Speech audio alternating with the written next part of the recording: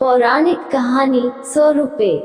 एक दिन एक अमीर आदमी भगवान के दर्शन करने के लिए मंदिर गया, क्योंकि इस अमीर आदमी ने बहुत महंगे जूते पहन रखे थे और यह भी सुन रखा था कि उस मंदिर के बाहर जूते चप्पल अक्सर चोरी हो जाया करते हैं। इसलिए उसका मन नहीं हुआ कि वह ऐसे ही अपने कीमती जूते वहां छोड़कर जाए।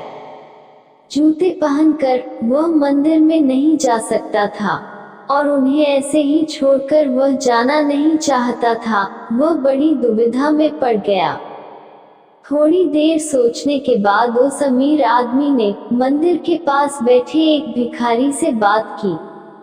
आदमी ने भिखारी को उसके जूते थोड़ी देर के लिए संभालने के लिए दे दिए। भिखारी भी उस बात के लिए राजी हो गया। पूजा में बैठे बैठे अमीर आदमी के मन में ख्याल आया कि हे भगवान, आपने कैसी विषम दुनिया बनाई है। मेरे जैसे कई लोगों को अपने पैरों तक के लिए कीमती जूते पहनने लायक बनाया है, लेकिन उस बेचारे भिखारी जैसे अनगिनत लोगों को रोटी खाने के लिए भीख मांगना पड़ता है। आदमी मन ही मन भगवान से फरियाद करते हुए बोला कि आपने सभी लोगों को एक समान क्यों नहीं बनाया? आपने सभी को एक जैसी सुविधा क्यों नहीं दी?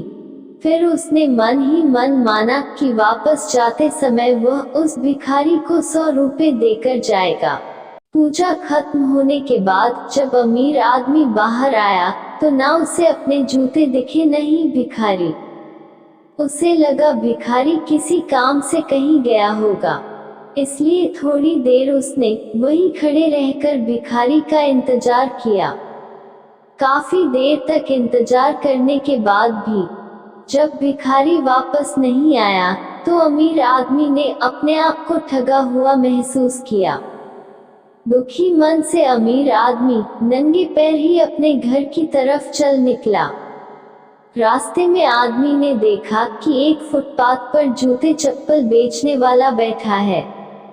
आदमी एक जोड़ी चप्पल खरीदने के लिए उसके पास पहुंचा।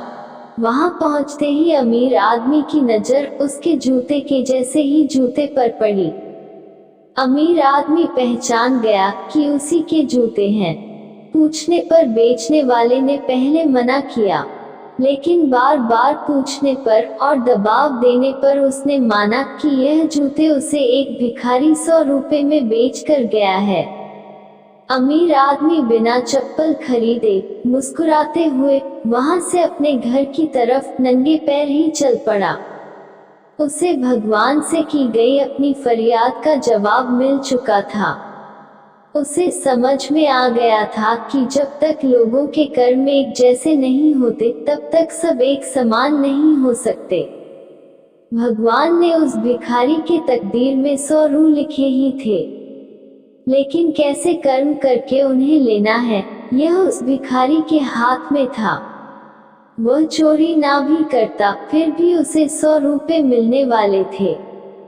शायद उसके ऐसे ही बुरे कर्मों की वजह से भिखारी था।